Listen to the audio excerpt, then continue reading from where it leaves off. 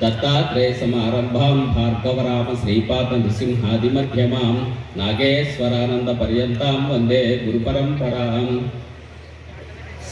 వేదిక మీద అలంకరించినటువంటి పెద్దలందరూ బహుశా ఇంకొక విశిష్ట అతిథి వారు కూడా మాట్లాడాలి కాబట్టి నేను సంక్షిప్తంగా ముగించేయడానికి ప్రయత్నం చేస్తాను. శివకోడు నుంచి ఇక్కడి దాకా నేను హిందువుని, నేను గర్వంగా తెలియజేస్తున్న కాషాయం జెండాని పట్టుకుని ఉన్నాను అని కాషాయ రెపరెపలతో జై శ్రీరామ్ నినాదాలతో ఇక్కడి వరకు పాదయాత్రగా శోభాయాత్రగా వచ్చారు శివకోడు వాస్తవ్యులు. మీ అందరికీ కూడా సాష్టాంగ నమస్కారం చేస్తున్నాను వేదిక మీద నుంచి. మనమందరం కూడా ఒక ప్రతిజ్ఞ చేసుకుందాం. ముందుగా నేను చెప్తాను, మీరు చెప్పండి. హిందువుగా జీవిస్తున్నాం, హిందువుగా శాసిస్తాం. భారత్ మాతాకి. మనం నీరసంగా నిస్సత్తుగా ఉన్నట్లయితే లోపల 72,000 నాడులు శుద్ధి అవ్వాల్సి ఉంది. మనం ఎంత బలంగా మన గొంతుందో అంత బలంగానూ చెప్పగలిగితేనే మనలో ఉత్సాహము అనేది ఉంటుంది. ఎప్పటికప్పుడు మనలో ఉన్న శక్తి పూర్తిగా పోతే మళ్ళీ కొత్త ఉత్సాహమైనటువంటి శక్తి వస్తూ ఉంటుంది. అందుకని నీరసాన్ని నిస్సత్తుని పక్కన పెడదాం. చేతులు బిగించి చేతుల పైకెత్తి చెప్దాం, భారత్ మాతాకి జై శ్రీరామ్. ఒక్క చిన్న విషయాన్ని ప్రస్తావించి ముగించేయడానికి ప్రయత్నం చేస్తాను.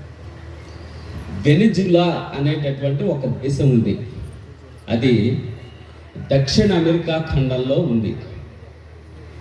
మన పక్కనే ఇజ్రాయెల్ అని ఒక దేశం ఉంది. ఈ రెండు దేశాల గురించి ఎందుకు ప్రస్తావించుకుంటున్నాము అనేది కొంచెం శ్రద్ధగా వినాలి. వెనిజులా దుర్భర దారిద్ర్యంతో బాధపడుతోంది. తినడానికి తిండి కూడా లేని పరిస్థితులలో బాధపడుతోంది. ఏమండి, ఆ దేశానికి మరి సహజ వనరులు లేవా? ఎందుకు అలా బాధపడుతుంది అంటే పుష్కలమైన సహజ వనరులు ఉన్నాయి. దానికి ఉన్నటువంటి పెట్రోలియం ఉత్పత్తులనే ఆ దేశం అమ్ముకోగలిగితే అత్యంత సంపన్నవంతమైన దేశం కాగలుగుతుంది. కానీ దాని పెట్రోలియం ఉత్పత్తులని అది అమ్ముకోగలిగే పరిస్థితిలో లేదు. ఎందుకని అలాగా అంటే అమెరికా ఆంక్షలు విధించడం చేత అమెరికాకి లొంగిపోయినటువంటి వెనిజులా అమెరికా చెప్పినటువంటి రూపాయికో అర్ధనాకో ఆ పెట్రోలియం ఉత్పత్తులన్నీ అమెరికా తీసేసుకుంటుంది. తీసుకుని అమెరికా మార్కెట్ ఎంత ఉందో అంతగా అమ్ముకుంటూ ఉంటుంది. ఆ సంపద అంతా అమెరికాకి చేరుతోంది తప్పించి వెనిజులా మాత్రం దుర్భర దారిద్ర్యంతో బాధపడుతుంది. ఇక పక్కనే ఉన్నటువంటి మన పక్కన ఇజ్రాయెల్ ఉంది, చూసారా?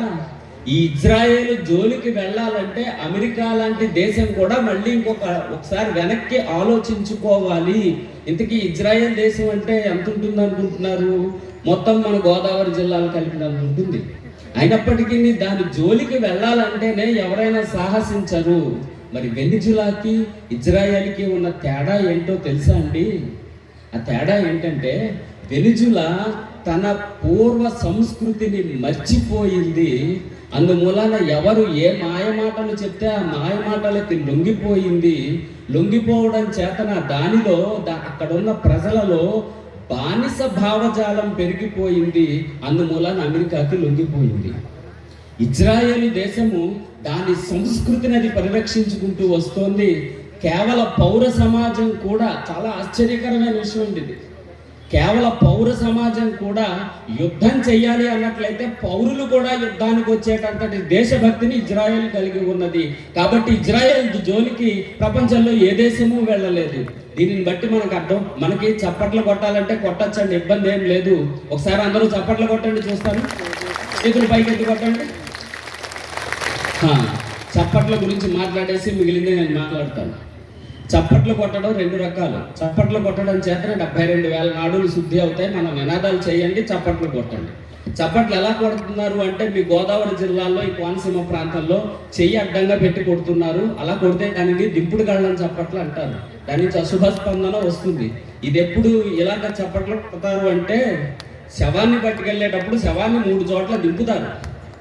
ఆ దింపేటప్పుడు ఆ శవానికి ఎవరైతే దహనం చేయాల్సి ఉన్నారో కర్త, ఆ వ్యక్తి శవం చుట్టూ తిరుగుతూ 3 సార్లు చెయ్యి అడ్డంగా పెట్టి కొడతాడు. దాని మూలన అశుభ స్పందన వస్తుంది. మీరు ఆంజనేయ స్వామి శ్రీరామ నామాన్ని జపం చేసుకునేటప్పుడు ఎప్పుడైనా చూసారా?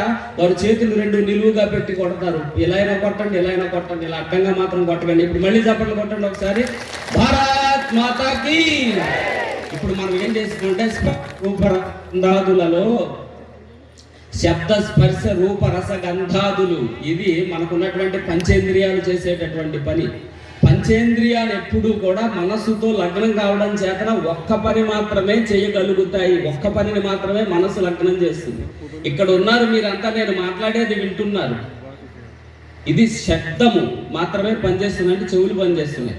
అట్లా కాదు, మేము 5 రకాలైనటువంటి విధానాలని ఉపయోగిస్తాము అన్న వాళ్ళకి మేధాశక్తి పెరుగుతుంది. అందుకని నోటితో భారత్ మాతాకి జై అంటూ నేను చెప్పే భారత్ మాతాకి జై అనే నినాదం వింటూ చేతులతో శబ్దం చేస్తూ చెప్పండి భారత్ మాతాకి.